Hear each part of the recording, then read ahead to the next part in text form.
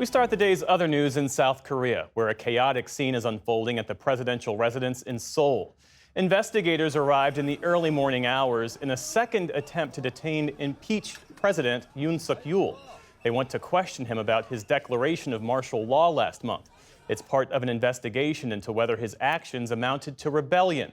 Surveillance camera footage shows the scene with Yoon supporters gathered in the alley on the left and anti-Yoon protesters on the right. A prior effort to serve an arrest warrant on Yoon failed earlier this month. Here in the U.S., House Speaker Mike Johnson says that flags at the U.S. Capitol will fly at full height during next week's inauguration of Donald Trump. Late last month, outgoing President Joe Biden ordered that flags be flown at half-staff for 30 days to honor the passing of President Jimmy Carter, in keeping with federal flag code. That time frame includes Monday's inauguration. President-elect Trump expressed frustration over that, even flying flags at full staff at his home in Mar-a-Lago. In a social media post, Speaker Johnson said the flags will be lowered back to half-staff the following day to continue honoring President Jimmy Carter. Also on Capitol Hill today, the House passed a bill that would bar transgender athletes from competing on girls' school sports teams. On this vote, the yeas are 218, the nays are 206. One voted present. The bill is passed. The Protection of Women and Girls in Sports Act passed with the support of every Republican plus 2 Democrats. It's one of the first measures put forward by this new Congress, and it comes after a campaign season that saw Republicans often speaking out against transgender athletes in sports. The bill is expected to go on to the Republican-led Senate next, where its fate is uncertain. Ukraine targeted Russia overnight with several U.S.-made missiles and carried out one of its largest drone attacks to date. Ukrainian forces reportedly launched more than 140 drones at areas near the border and well beyond, including the region of Saratov, where eyewitness video caught an oil refinery that went up in flames.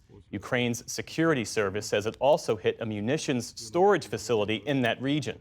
Russia's defense ministry responded by saying the attacks will not go unanswered. NATO is launching a new mission to protect underwater sea cables in the Baltic Sea region. Secretary General Mark Rutte says the mission will be called Baltic Sentry.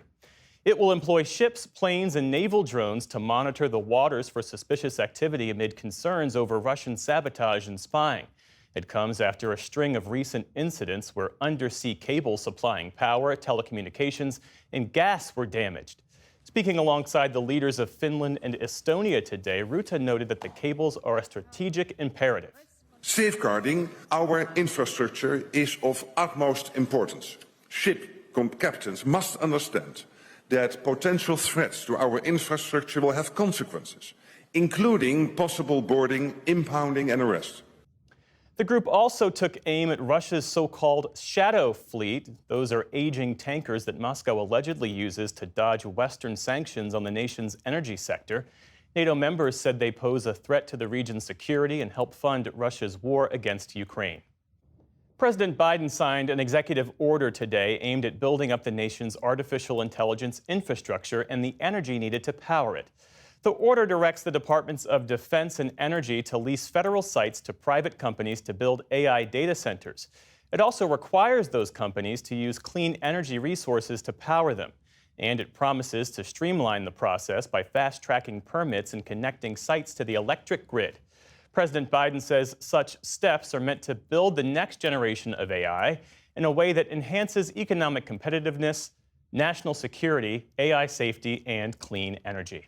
On Wall Street today, stocks ended mixed after a reassuring report on wholesale inflation. The Dow Jones Industrial Average added more than 200 points, or about 0.5%. The Nasdaq fell around 40 points as investors continue to sour on tech stocks. The S&P 500 managed a slight gain on the day.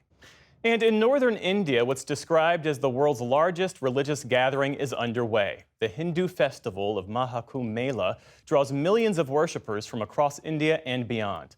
Holy men smeared with ash rode on chariots today as part of a march to the confluence of 3 sacred rivers. The faithful believe that a dip in the waters will cleanse them of their sins and end the cycle of reincarnation. The festival takes place every 12 years. More than 400 million Hindus are expected to take part over the next 6 weeks. Still to come on the NewsHour, we speak to Republican and Democratic senators about the nominee for Secretary of Defense. Hopes rise for a ceasefire in Gaza as negotiations enter final stages. And Homeland Security Secretary Alejandro Mayorkas discusses the Biden administration's legacy.